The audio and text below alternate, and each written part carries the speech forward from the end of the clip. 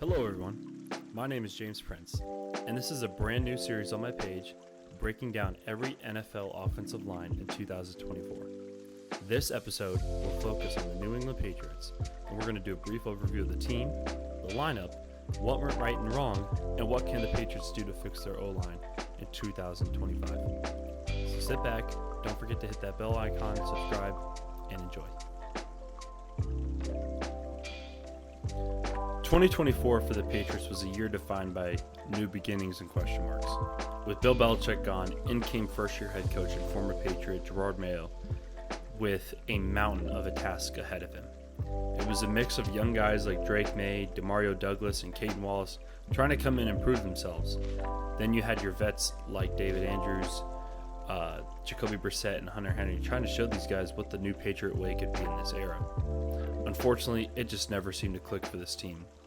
Despite the talent in certain areas, the O-line especially really struggled and had a hard time trying to adapt, especially when the inconsistencies in the lineup were being shown week in and week out. Players like Cole Strange, who the New England Patriots expected to be a big piece, came back from injury and never really seemed to get into a groove, and then they had them experiment him at center. You also had Caden Wallace, who was struggling a bit as a rookie and also having to deal with injuries. Michael Onyewu was only one of the few players who consistently stayed at that right guard spot, while many of the other guys on the offensive line had to rotate in different spots. With this 2024 lineup on your screen here, it's a bit of an asterisk as this group couldn't get enough games together to build that type of consistency you need in the O-line. At left tackle, you had Vidarian Lowe, who started 13 games in 2024 with a PFF rating of 52, placing him 102nd out of 141 tackles. Then at left guard, Layden Robinson, the rookie, who started 11 games with a PFF grade of 43. Then at center, you had Ben Brown out of Ole Miss playing in 10 games with a PFF rating of 52. The captain, David Andrews, was only able to play in 4 games due to injury. At right guard, Michael Onyewu, who I mentioned before, stayed in his spot the entire season and played in all 17 games this year, finishing with a team-high overall PFF grade of 65. At tackle, Demontre Jacobs, playing in 15 games with a PFF grade of 34.5. Now that we know the players for the New England Patriots, we're going to go look at their most successful game from the past 2024 season.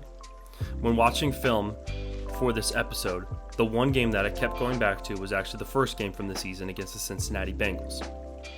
This game that I felt the Patriots had their most success in, with the offensive line help contributing to 170 yards in the ground rushing, including Ramondre Stevenson himself having over 120 yards.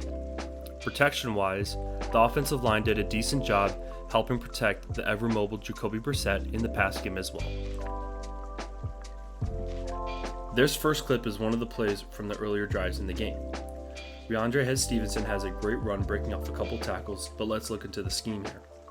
Patriots go heavy formation, which means you have a 6 offensive linemen in. You see teams like the Lions do this a lot with Dan Skipper, and the Patriots are doing this with their own, Caden Wallace, the rookie. This play you have inside zone to the left, with the extra tackle and tight end on the backside blocking, as well as Jacoby Brissett's motions the receiver Jalen Polk over to the backside to crack the rotating safety, who is now on the edge of the box. Now before the play starts, you can see the Bengals have 7 players in the box, including number 24 Von Bell, who's now at the linebacker level. Number 57 Pratt walks up to the line of the scrimmage, so Andrews, being the veteran that he is going to help the right guard and keep eyes in the A-gap for the nose slanting in or Von Bell showing up. From there, everyone can find out who their responsibility is. The left guard and left tackle are money or solo blocking the defensive line, and the right tackle is also money because the right guard is now working with the center, and the extra tackle is now working a C block or a backside zone block combination with the tight end to number 55. A high point of this play is rookie Caden Wallace in the end here, having great footwork and great hands, and is able to drive the defensive lineman 5 yards off the ball and give an excellent finish.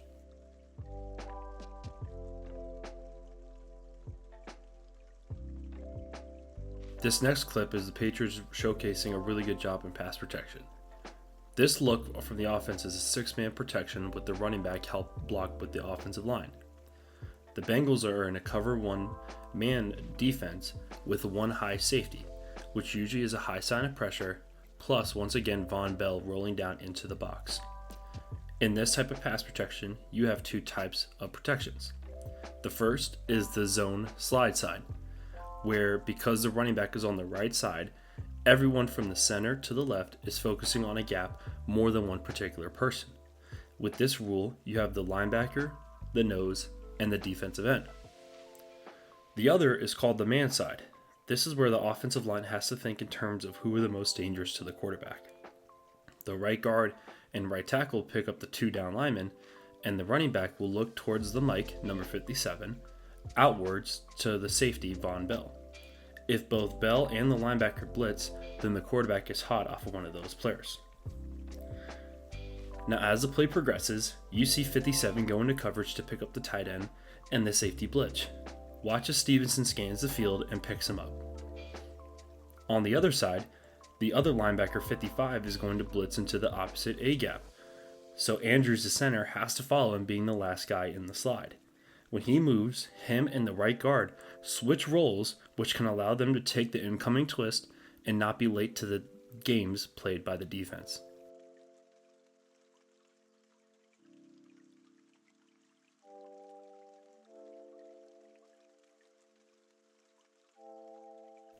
Although the Patriots had many bad games to look at from last season, I think their Week 3 matchup at the Meadowlands against the New York Jets was the one to focus on, purely because of the way the Patriots lost and as a microcosm at the season at hand. 71 sacks, 61 total passing yards, and 78 rushing yards, including a fumble.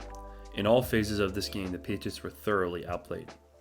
As I mentioned earlier, many of these games had different lineups for the offensive line than the posted depth chart, and this one was no different. With Verdarian Lowe and Sidney Sow inactive, the Patriots O-line was as followed. Left tackle, rookie Caden Wallace. Left guard, Michael Jordan. Center, Andrews. Right guard, rookie Layden Robinson. And at right tackle, Michael Onyesu. This factored with a healthy Jets D-line that ranked 5th in hurry percentage and 12th in the NFL in sacks, with 43 on the total season.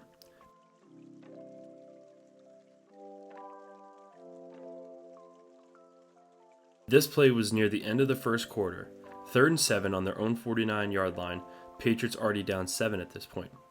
What you're going to see is a defense disguising their blitz, which looked like a cover 0 too high look, but ended up only rushing 4 into a cover 3 Buzz Mabel, a term coined by Nick Saban, with those 4 rushers being way more than this offensive line could handle. As you can see, we have 6 people walked up onto the line of scrimmage, 2 linebackers and 4 defensive linemen. The Jets are overloading the boundary side with 4 players to the left of the center. Now protection-wise, you have 2 ways to attack this.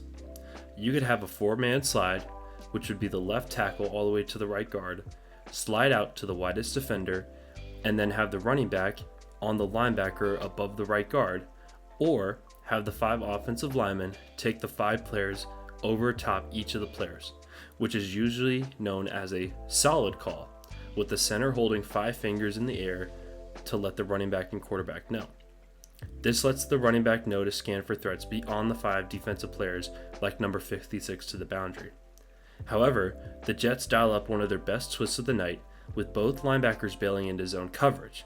The Jets then perform to the field an EN twist, whereas the end is pinning the offensive lineman and the nose looping outside, hence the letters in that order. To the boundary, you have a TE twist, where the 3 tech pins the tackle and the defensive end loops around. As an offensive lineman, you fail to pick up twists 99% of the time when both guys, either the guard and tackle or center and guard pairings, are on different levels, and therefore can't smoothly pass off defenders like the clip that we saw in the Bengals game. Both players that got pinned, left tackle Caden Wallace and right guard Layden Robinson, both rookies, are caught on different levels, and their teammates can't help them because of the different planes of blocking that all 5 guys are on, which causes Jacoby to get flushed out and straight into Quentin Williams' loving embrace. Another play now early in the 3rd quarter, and the Patriots now get a different look from the Jets on 3rd down. This time, the Jets line up with 5 down linemen, so the Patriots go into that solid call from what we mentioned from before. The running back has to look from the right side to the left side in terms of linebacker level to view him his most dangerous threat. As the play starts, Andrews gets beat on his left side, which causes him to open up his hips and try to regain position. But the defensive lineman above the left guard sees the nose's angle of going to the field side A-gap and does a stunt looping around to the opposite A-gap. Now, the left guard can't properly bump off the center to get to his man, which results in Brissett having to make a really rushed throw and thus being 4th down.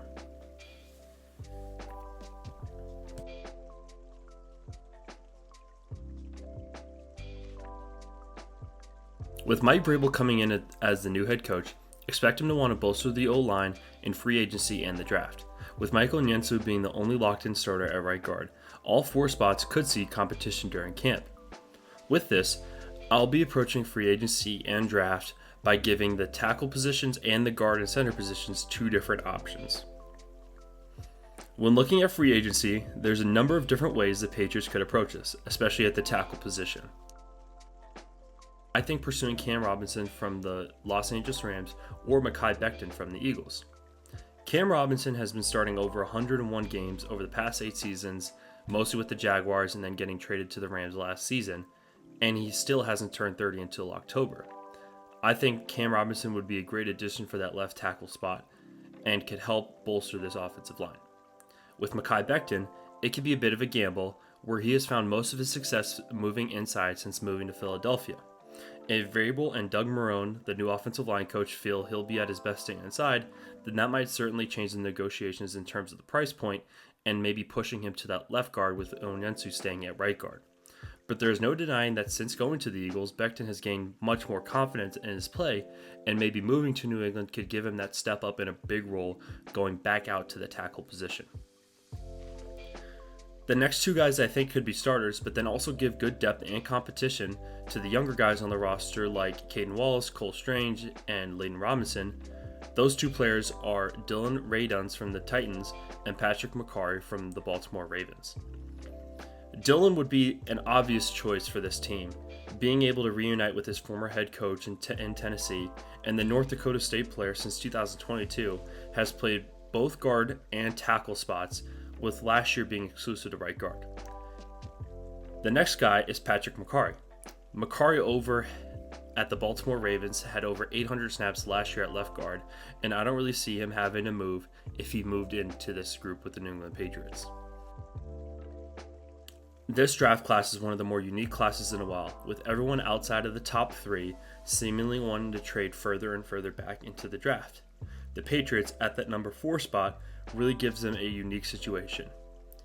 Let's say that the Patriots stay put at the 4 spot because they can't find a suitable trade partner to switch with them in that 4th spot. I think it's a real possibility that the Patriots take Will Campbell from LSU.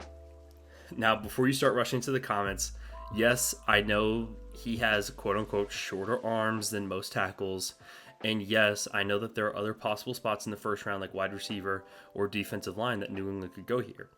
But I think Will Campbell is the type of player that the Patriots could use when trying to establish this new identity with Mike Vrabel.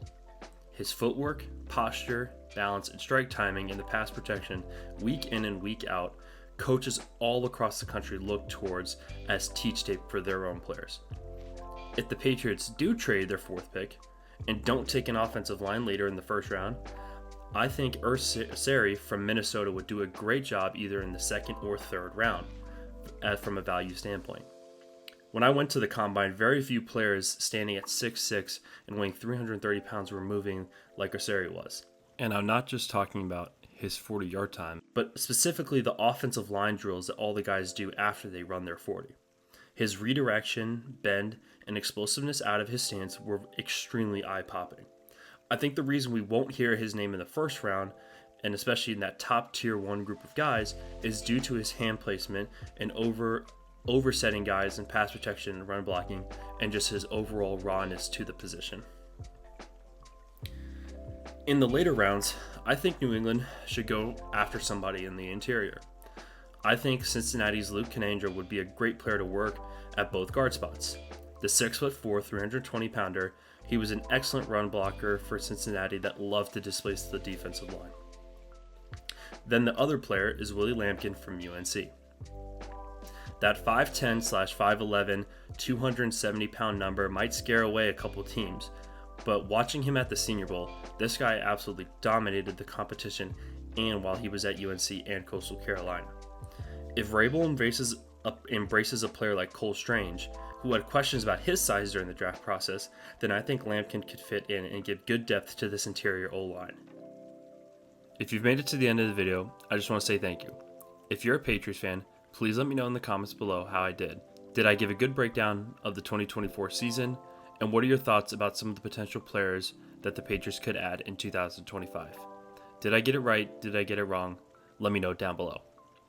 If you want to stay up to date with everything that I'm doing, follow all of my social medias, Instagram, X, TikTok, and YouTube. Don't forget to subscribe, hit that bell icon, and also comment down below what team you want me to do next. Thank you and have a great day.